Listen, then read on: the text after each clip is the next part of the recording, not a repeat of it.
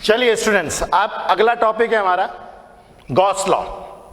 Gauss law सबसे ज्यादा confuse करने वाला लॉ है 12th क्लास फिजिक्स में, मगर एक्चुअल में इसको अगर रैशनली अच्छे तरीके से समझा जाए तो ये बहुत गजब का टूल है हमारे पास। इतना बेहतरीन टूल है ये, जिसकी मदद से हम लोग इतने सारी एक्टिविटीज कर सकते हैं इलेक्ट्रिक फील्ड से रिलेटेड, जिसकी कोई हद नहीं। अब ये गॉस लॉ क्या कहता है?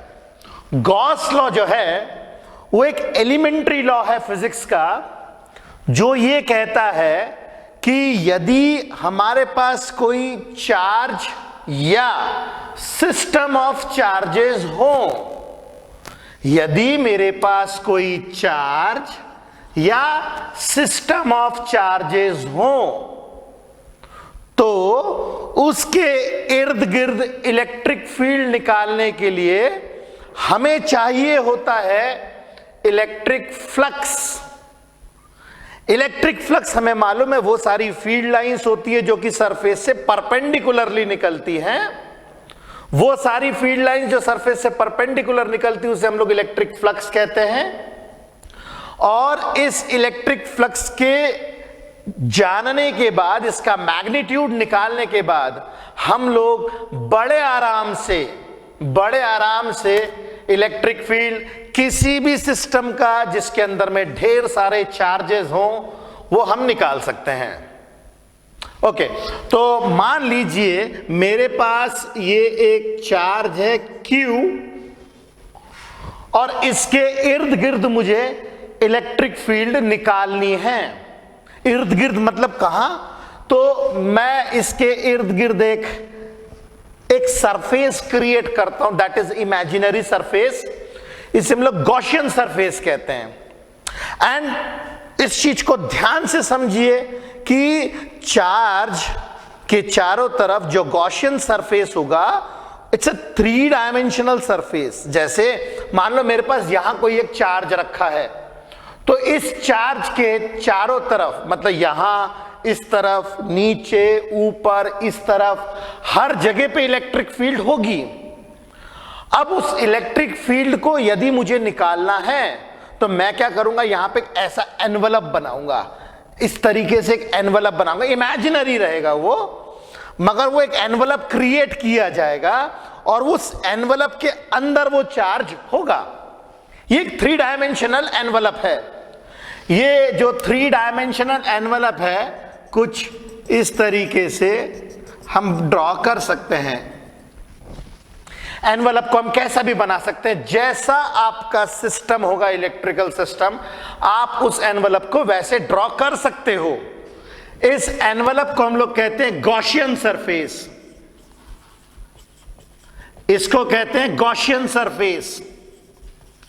अब इस गॉसियन सरफेस में से कितना फ्लक्स बाहर निकलेगा, कितना फ्लक्स बाहर निकलेगा, यदि मुझे पता करना हो तो उसके लिए गॉस लॉ है।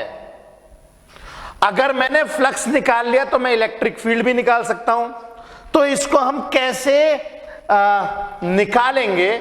मैं क्या करूंगा, इस गॉसियन सरफेस में से, क्योंकि देखिए गॉसियन सरफेस तो बड़ा अजीब टाइप का स्ट्रक्चर दिख रहा है। जरूरी नहीं है कि स्फेरिकल हो, जरूरी नहीं है कि ये क्यूबॉइडल हो, ये किसी भी शेप का हो सकता है। तो मैं क्या करूंगा, एक छोटा सा यहां पे एक रीजन लूंगा, छोटा सा रीजन, ऐसा छोटा सा रीजन लूंगा, इस तरीके का छोटा सा रीजन। उस छोटे से रीजन का जो भी एरिया होगा, उस एरिया को मैं बोलता हूं डेल्टा एस। और उसमें से जो है हम लोग क्या करेंगे, अपनी इलेक्ट्रिक फील्ड लाइंस को बाहर निकालेंगे। मान लीजिए ये मेरे पास पॉजिटिव चार्ज है, तो देखिए ये पॉजिटिव चार्ज के कारण ये इलेक्ट्रिक फील्ड ये निकली, कुछ ऐसी निकली,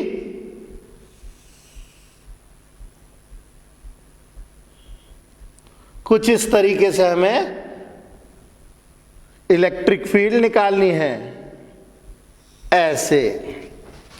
अब ये जितना भी फ्लक्स बाहर निकलेगा, वो जो छोटा छोटा सा फ्लक्स है, छोटे छोटे से एरिया से निकलने वाला, छोटा छोटा सा फ्लक्स छोटे छोटे से एरिया से निकलने वाला, उस छोटे से फ्लक्स को निकालने का फॉर्मूला हमारे पास में है, और वो है delta phi is equal to e dot delta s. ये डॉट प्रोडक्ट है। ये फॉर्मूला हम फ्लक्स के लिए पढ़ चुके हैं पहले ही। अब गॉस थ्योरम किस तरीके से अप्लाई करें, तो according to Gauss law, according to this law हम लोग बोलते हैं जो फ्लक्स बाहर निकलता है किसी भी गॉसियन सरफेस से, flux emerging out of Gaussian surface is equal to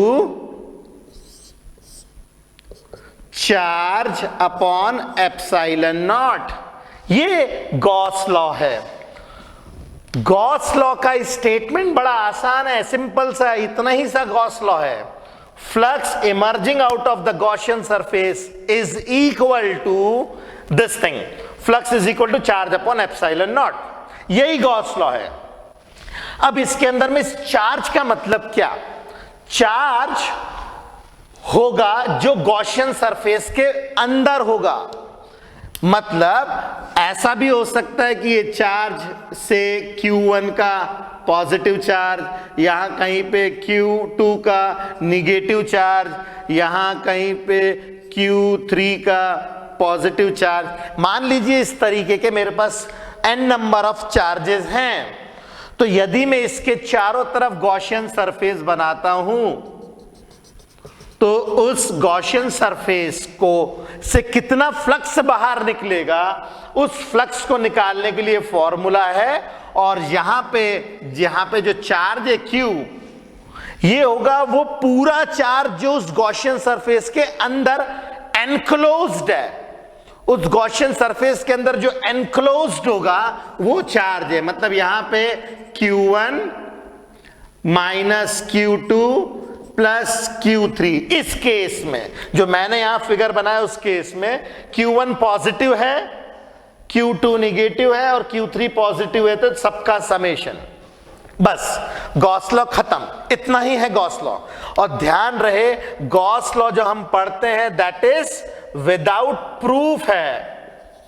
ये गॉस लॉ विदाउट प्रूफ है, मगर फिर भी हम लोग इस गॉस लॉ का प्रूफ कर सकते हैं हाईली सिमेट्रिकल सरफेसेस के लिए, गॉसियन सरफेस के लिए। देखिए हाईली सिमेट्रिकल मतलब अगर मेरे पास इस तरीके का सरफेस दे दिया जाए, तो इस तरीके के सरफेस को तो मैं हैंडल ही नहीं कर पाऊंगा, क्योंकि यदि मुझे इसका वॉल्यूम ही नहीं निकालते आएगा, इसका कितना एरिया है, सरफेस एरिया मैं यही नहीं निकाल पाऊंगा, ऐसा शेप का मैं वॉल्यूम या एरिया में निकाल ही नहीं पाऊंगा। तो ऐसे सरफेसेस के ऊपर गॉस लॉ नहीं निकाल सकते। देखिए अभी हम लोगों की इंटीग्रेशंस या डिफरेंशिएशन करने की लिमिटेशंस होती हैं, हम लोग बहुत आड़े टेढ़े स्ट्रक्चर्स को हैंडल नहीं कर सकते, इसीलिए हम लोग जो गॉसियन सरफेस बनाएंगे 12th क्लास में जो गॉसियन सरफेसेस बनाएंगे बिल्कुल सिंपल से गॉसियन सरफेसेस बनाएंगे, जैसे स्फेरिकल गॉसियन सरफेस बना देंगे, सिंपल एकदम स्फेरिकल गॉसियन सरफेस बना देंगे, कुछ इस तरीके से स्फेरिकल गॉसियन सरफेस बना देंगे और चार्ज को उसके एग्जैक्टली सेंटर में रख दिया जाएगा, एग्जैक्टली सेंटर में। मतलब यदि प्रूफ ही करना है, तो अगर आपको प्रूफ ही करना है तो उसकी बात है, वैसे ये विदाउट प्रूफ है, ये किसी भी टाइप के सरफेसेस के लिए एप्लीकेबल है। मगर यदि आपको प्रूफ करना है गॉस लॉ, तो गॉस लॉ को प्रूफ करने के लिए हमें कुछ ना कुछ सिमेट्री लेनी पड़ेगी, कुछ ना कुछ हमें ऐसा गॉसियन सरफेस लेना पड़ेगा जिसको मैं हैंडल कर सकूं, जिसका मैं एरिया जानता हूं, जिसका मेरे को वॉल्यूम पता है, अदरवाइज मैं गॉस लॉ अप्लाई नहीं कर पाऊंगा। ओके, तो अभी हम गॉस लॉ का प्रूफ देखते हैं और फिर उसके बाद में जो है गॉस लॉ के मतलब जो इंपॉर्टेंट पॉइंट्स हैं उसको डिस्कस करेंगे। तब तक आप इसे लिख लीजिए, उसके बाद हम लोग गॉस लॉ का प्रूफ देखेंगे।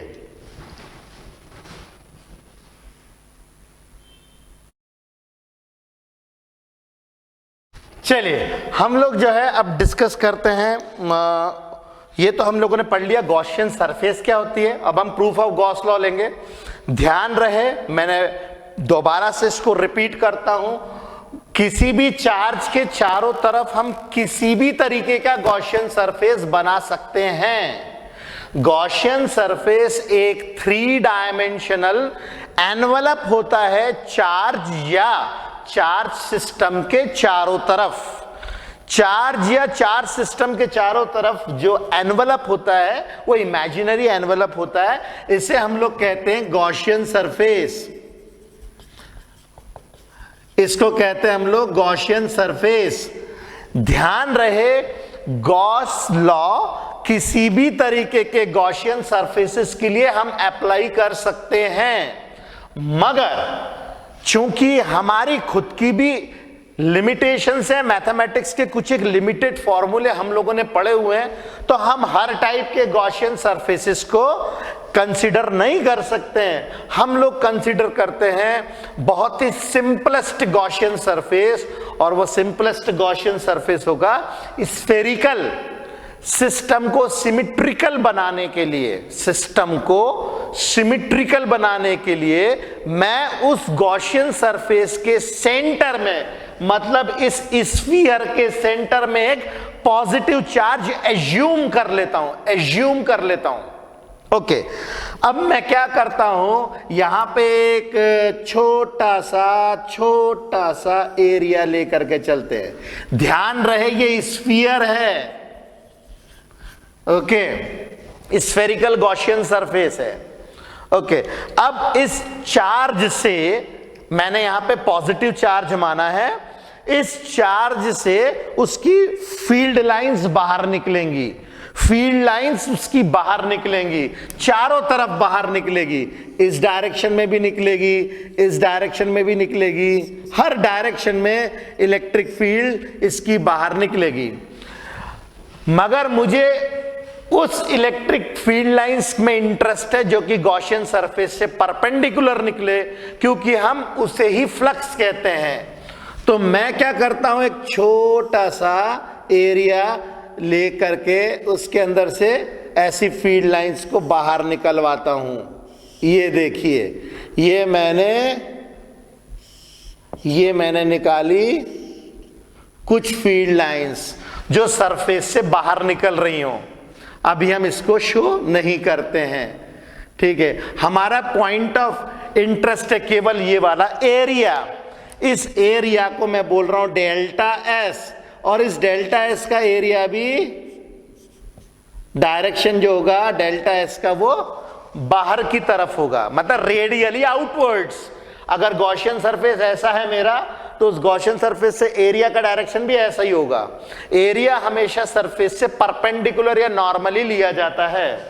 तो डेल्टा एस का एरिया ये, और चूंकि मैंने सिमेट्रिकल गॉसियन सरफेस लिया है, तो इलेक्ट्रिक फील्ड का जो डायरेक्शन होगा वो भी यही होगा जो सरफेस का एरिया का डायरेक्शन है। सारे गॉस लॉ से मतलब सारे गॉस लॉ से रिलेटेड जो डेरिवेशंस होंगे वो हमेशा ध्यान रखिएगा, स्टार्ट हमेशा यहीं से होंगे। Delta phi is equal to e dot delta s. यहां डेल्टा एस हम एरिया है, एरिया का डायरेक्शन, ओके। तो छोटा छोटा सा फ्लक्स, वैसे तो फ्लक्स हर तरफ निकल रहा है, हर डायरेक्शन में फ्लक्स निकल रहा है, मगर मैंने यहां पे इतने बड़े स्फीयर में से एक छोटा सा हिस्सा माना है, इतने बड़े हिस्से में से एक छोटा सा हिस्सा माना है। उसमें से कितना फ्लक्स बाहर निकल रहा है, उसमें से कितना फ्लक्स बाहर निकलना है, उसको पता करने के लिए मेरे पास फ्लक्स की डेफिनेशन है, delta phi is equal to e dot delta s.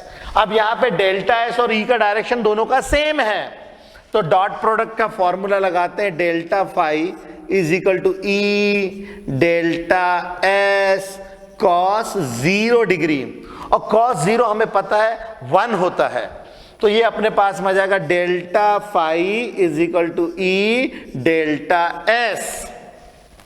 Okay, अब हमें केवल इतने से तो फ्लक्स निकालना नहीं है, हमें तो पूरे सरफेस से फ्लक्स निकालना है। चार्ज के चारों तरफ फ्लक्स निकलता है, हमने केवल छोटा सा एरिया लिया। अब हम लोग क्या करेंगे, मेथड ऑफ इंटीग्रेशन का इस्तेमाल करेंगे। अब हम लोग क्या करेंगे, इंटीग्रेट करेंगे, मतलब जोड़ेंगे। जोड़ने के लिए हम लोग इंटीग्रेट करेंगे, ताकि ऐसे ही बहुत सारे छोटे छोटे छोटे छोटे छोटे एरिया मिल करके, खूब सारे छोटे छोटे एरिया मिल करके पूरा का पूरा स्फीयर हमें मिल जाएगा। तो इंटीग्रेटिंग फॉर एंटायर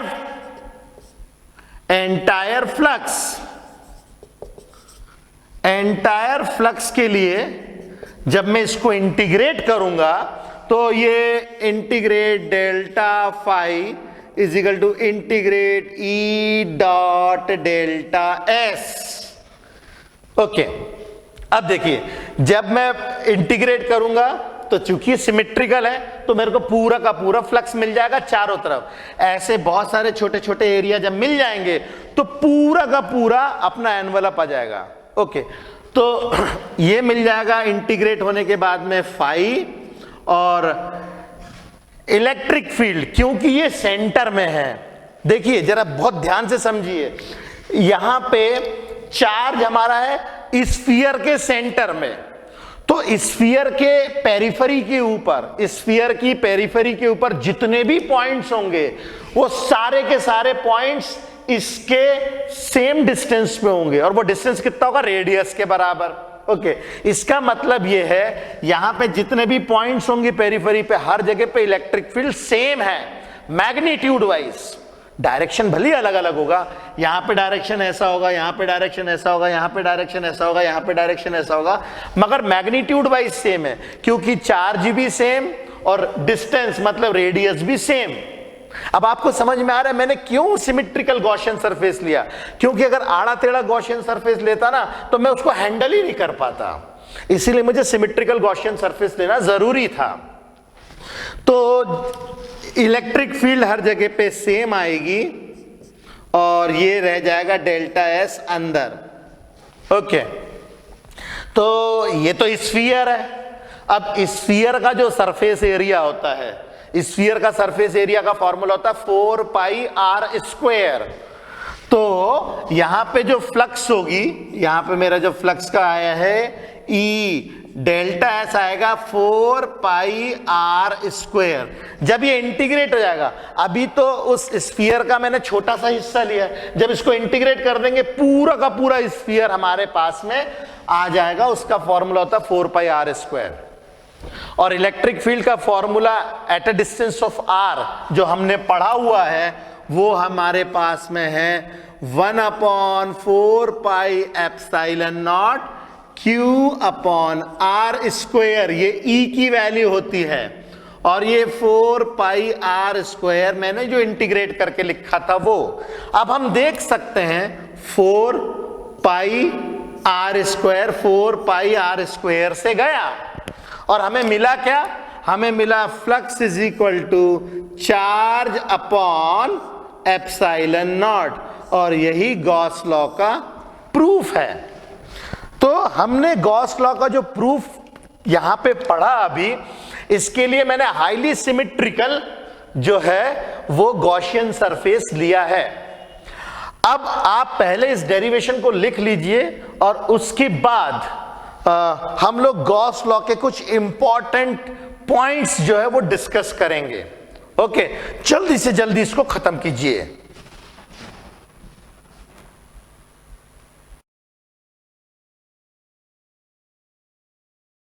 चलिए अब हम डिस्कशंस करते हैं अपने टेक्स्ट बुक के कुछ एक कंटेंट का। ये बहुत खास है, बहुत इंपॉर्टेंट है और इसको समझना बहुत जरूरी है। ये टेक्स्ट बुक में गॉस लॉ के बाद में कुछ एक चीजें दी हुई है। सबसे पहला तो ये we state Gauss law without proof. किताब में इन लोगों ने पहले ही अपने को बता रखा है कि गॉस लॉ जो है विदाउट प्रूफ है, फिर भी हमने प्रूफ किया। गॉस लॉ का किताब में लिखा हुआ है कि we quote Gauss law without proof, फिर भी हमने प्रूफ किया हमने हाईली सिमेट्रिकल गॉसियन सरफेसेस के लिए। इस चीज का ध्यान रहे, हमने गॉस लॉ प्रूफ किया हाईली सिमेट्रिकल सरफेसेस के लिए। अगला पॉइंट जो खास इंपॉर्टेंट है वो जो है, यहां पे टेक्स्ट बुक में कुछ नीचे इंपॉर्टेंट पॉइंट्स दिए हुए हैं। गॉस लॉ का कुछ खास सिग्निफिकेंस है। देखिए, इसके अंदर में सिग्निफिकेंस ऑफ गॉस लॉ समझने के लिए मैं आपको टेक्स्ट बुक से समझा रहा हूं, और यही कंटेंट आपको नोटबुक में एक पॉइंट्स को 2 या 3 पॉइंट्स में कन्वर्ट करके हमें लिखना रहेगा। अब यहां पे कुछ एक पॉइंट्स दिए हुए हैं, मैं इसको यहां पे रीड करता हूं। और पहला पॉइंट लिखा है, Gauss law is true for any closed surface no matter what its shape or size। मतलब जैसे मैंने बताया था, गॉसियन सरफेस हम कैसा भी बना सकते हैं, उसके शेप और साइज से मैटर नहीं करता है। गॉसियन सरफेस कैसा भी बनाया जा सकता है, मगर हमारी भी तो हैसियत है भैया, हम भी तो मैथमेटिक्स के कुछ ही फॉर्मूले जानते हैं। अब मुझे आप ऐसे ऐसे ऐसे कुछ भी सरफेस बना दोगे और बोलोगे मुझे बताओ चलो सरफेस एरिया क्या है इसका, तो मैं कैसे निकालूंगा? क्योंकि गॉस लॉ को बनाते टाइम, उसको प्रूफ करते time delta phi is equal to e dot delta s जब हम करते हैं तो मैं ये एरिया निकाल भी तो सकूं, ये एरिया हम निकाल भी तो सके, इसके लिए मेरे पास वह एरिया भी तो होना चाहिए। मैं स्फीयर का एरिया निकाल लूंगा, मैं क्यूबॉइड का एरिया निकाल लूंगा, मैं स्फीयर का एरिया निकाल लूंगा। अब आप मुझे ऐसा कुछ भी आड़ा टेढ़ा स्ट्रक्चर बना करके दे दोगे तो मैं कैसे एरिया निकालूंगा?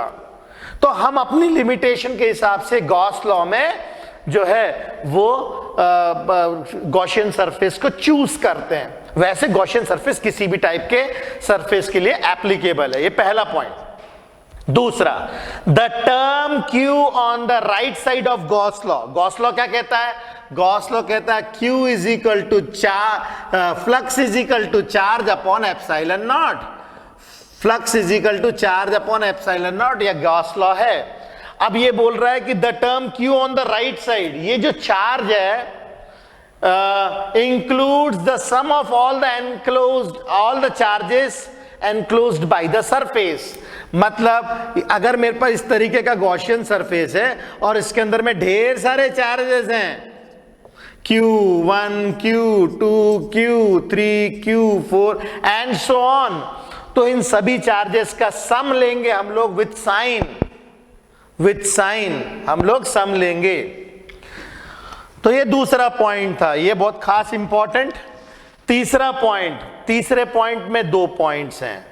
हम लोग की टेक्स्ट बुक वाले जो है उसको बहुत ही सिस्टमैटिकली और बहुत अच्छे से लिखते हैं, ठीक है। और हम लोग की किताब जो टेक्स्ट बुक होती है उसकी खासियत है, मैं आप लोग को बता दूं, हम लोग की टेक्स्ट बुक की खासियत ये कि वो आपको कुछ भी रेडीमेड नहीं देगा, बना बनाया नहीं देगा, वो आपको सोचना पड़ेगा, आपको एनालाइज करना पड़ेगा।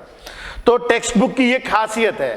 तो हर पॉइंट को आपको 2-2, 3-3 बार पढ़ना पड़ता है। तो ये 2 पॉइंट्स होगा। तीसरा पॉइंट पढ़ते हैं, in the situation when the surface is so chosen that there are some charges inside and some outside.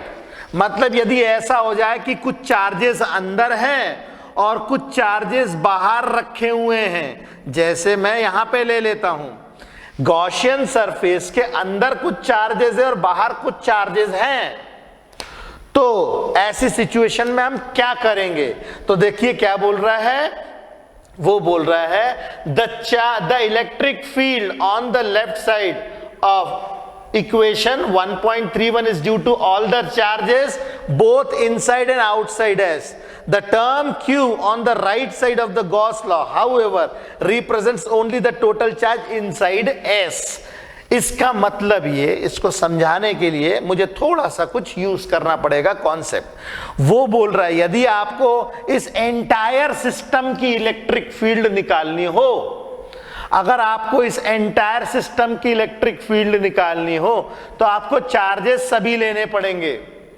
ध्यान रहे, यदि आपको एंटायर सिस्टम की इलेक्ट्रिक फील्ड निकालने तो चार्ज सभी लेने पड़ेंगे, मगर यदि आपको ये केवल गॉसियन सरफेस के कारण इलेक्ट्रिक फील्ड निकालनी हो, केवल गॉसियन सरफेस के कारण, तो आप केवल वही चार्जेस लेंगे जो अंदर हो, बाहर वाले चार्जेस को आप नहीं लोगे।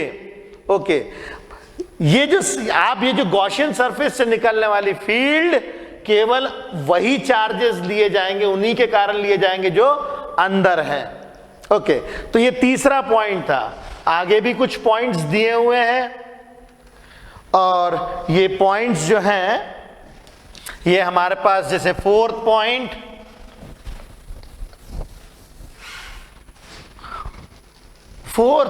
कह रहा है the surface that we choose for the application of Gauss law is called as Gaussian surface। ये हम लोग बात कर चुके हैं।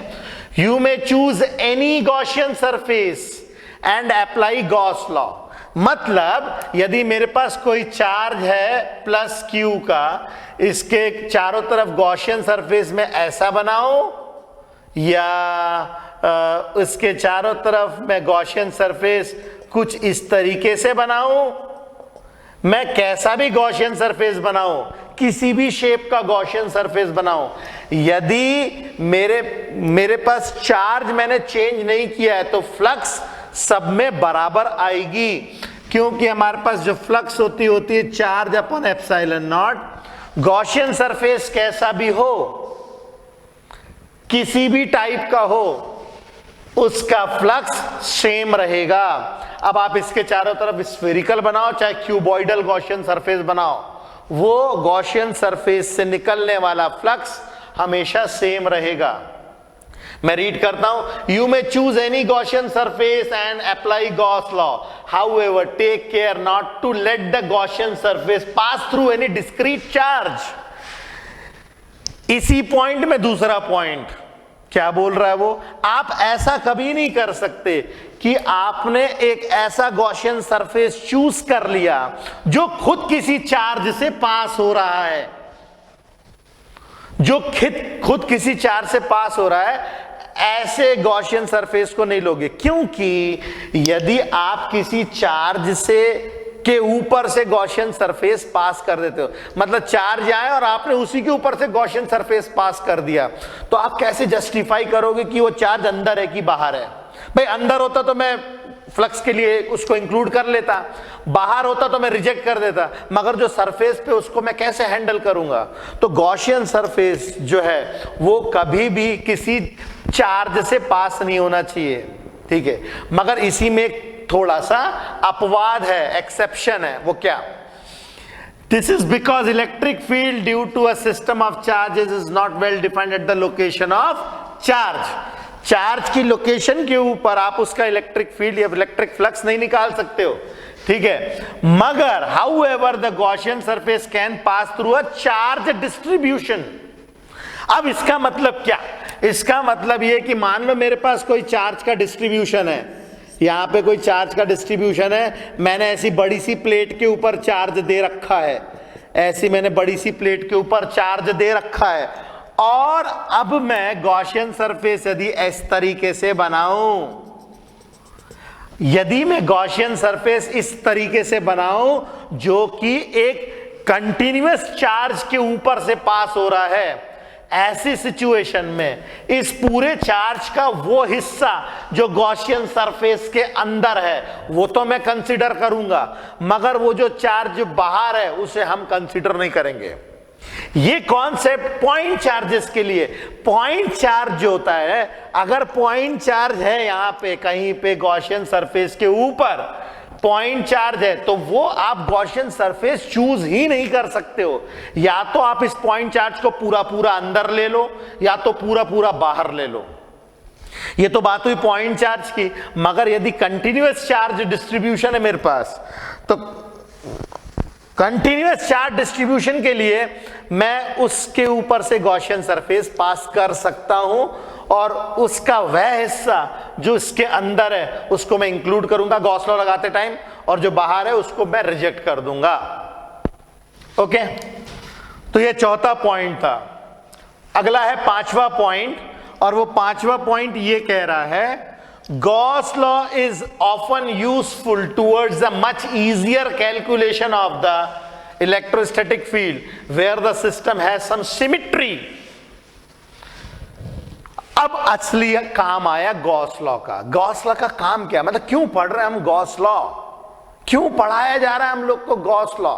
तो गॉस लॉ को पढ़ने के पीछे बड़ा सिंपल सा कॉन्सेप्ट है, और वो ये कॉन्सेप्ट ये कि गॉस लॉ का हम इस्तेमाल करते हैं कॉम्प्लिकेटेड सिस्टम की इलेक्ट्रिक फील्ड निकालने के लिए। इलेक्ट्रिक फील्ड यदि आपको किसी ऐसे सिस्टम की निकालनी हो जो थोड़ा सा कॉम्प्लिकेटेड है, गॉस लॉ से शानदार टूल हमारे पास है ही नहीं। तो गॉस लॉ हमें पढ़ाया ही इसीलिए जा रहा है ताकि हम कॉम्प्लिकेटेड सिस्टम की इलेक्ट्रिक फील्ड को आसानी से निकाल सके। हाँ डेफिनेटली, क्योंकि उसके अंदर में इंटीग्रेशन के टूल्स लगेंगे, तो इंटीग्रेशन करते टाइम हम लोग के पास में वो फॉर्मूला भी हो, इसीलिए हम थोड़ी सी सिमिट्री रखनी पड़ेगी। मतलब आप सिलेंड्रिकल सिमिट्री रख दो, सिलेंडर बना दो, स्फीयर बना दो, और आप जो है कोनिकल शेप बना दो, क्यूबॉइडल शेप बना दो, ऐसे चलेंगे। मैं आप आड़ा टेढ़ा ऐसा शेप बना दोगे, कुछ भी शेप बना दोगे रैंडम टाइप का, तो फिर उसमें हम लोग इंटीग्रेट नहीं कर पाएंगे, एरिया नहीं निकाल पाएंगे। इसीलिए थोड़ी सिमिट्री होना जरूरी है।